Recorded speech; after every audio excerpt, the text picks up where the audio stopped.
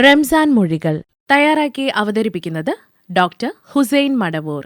സംസ്കാരമുള്ള സമൂഹത്തിൻ്റെ അടയാളമാണ് നല്ല വാക്കുകൾ. നല്ല വാക്കുകൾ സംസാരിക്കുക എന്നത് സൽസ്വഭാവമാണ്. വിശുദ്ധ റമദാൻ മാസം നല്ല ശീലങ്ങൾ ജീവിതത്തിൽ കരുപ്പിടിപ്പിക്കാനുള്ള പരിശീലന കാലമാണ്. ആളുകൾ അതുകൊണ്ടുതന്നെ വിശുദ്ധ റമദാനിനെ കാത്തിരിക്കുകയാണ്. ഭക്ഷണപാനീയങ്ങൾ ഉപേക്ഷിച്ചാൽ മാത്രം വ്രതം പൂർണ്ണമാവില്ല. അത് വെറും പട്ടിണിയായിരിക്കും. സംസാരം നിയന്ത്രിക്കുകയും സൂക്ഷിച്ചു മാത്രം വർത്തമാനം പറയുകയും ചെയ്താലേ വ്രതം പൂർണ്ണമാവുകയുള്ളൂ.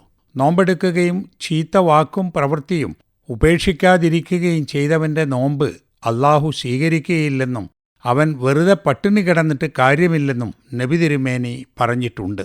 വാക്കുകളുടെ ശക്തി വളരെ വലുതാണ്. നമ്മെ മുന്നോട്ട് ചലിപ്പിക്കുന്നതിലും പിന്നോട്ട് വലിക്കുന്നതിലും ചില വാക്കുകൾ കാരണമാവാറുണ്ട്.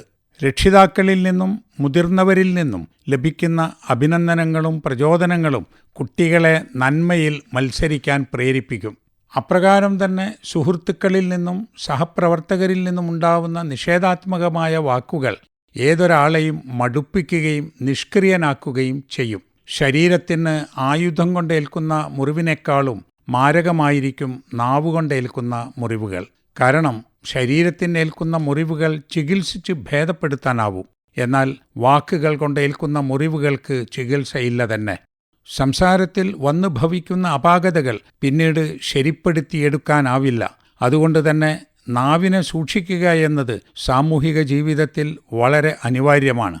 വിശുദ്ധ ഖുർആനിൽ നല്ല വാക്കിനെ ഉപമിച്ചിട്ടുള്ളത് ഒരു നല്ല മരത്തോടാണ്.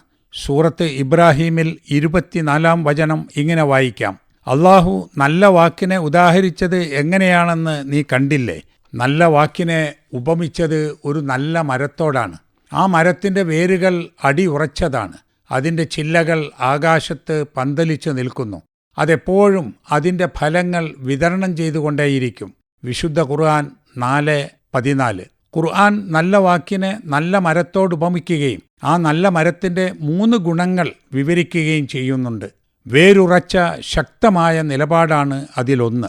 ആകാശത്ത് പന്തലിച്ചു നിന്ന് ആളുകൾക്കും പക്ഷിമൃഗാദികൾക്കും തണൽ നൽകലാണ് രണ്ടാമത്തെ ഗുണം. എല്ലാ നേരത്തും ആ മരം ആളുകൾക്കെല്ലാം പഴങ്ങളും കായ്കനികളും നൽകുന്നു. ഇതെല്ലാം നല്ല വാക്കിൻ്റെ സ്വാധീനങ്ങളാണ്. താൻ കൊടും വെയിൽ കൊണ്ടിട്ട് തണലേകുന്നു തൈമരം, നിനക്ക് ദുഃഖം വന്നാലും നീ അന്യന് തുണക്കണം എന്ന കവിവാക്യം ഇതോട് ചേർത്ത് വായിക്കേണ്ടതാണ്. നമുക്ക് തണൽ നൽകാൻ സ്വയം വെയിൽ കൊള്ളുകയാണല്ലോ മരങ്ങൾ. വിശുദ്ധ റമദാനിൽ നല്ല വാക്ക് പറഞ്ഞ് ജീവിതം സമൂലമായി ശുദ്ധീകരിക്കാൻ നമുക്ക് പരിശ്രമിക്കാം. റംസാൻ മൊഴികൾ തയ്യാറാക്കി അവതരിപ്പിച്ചത് ഡോക്ടർ ഹുസൈൻ മടവൂർ.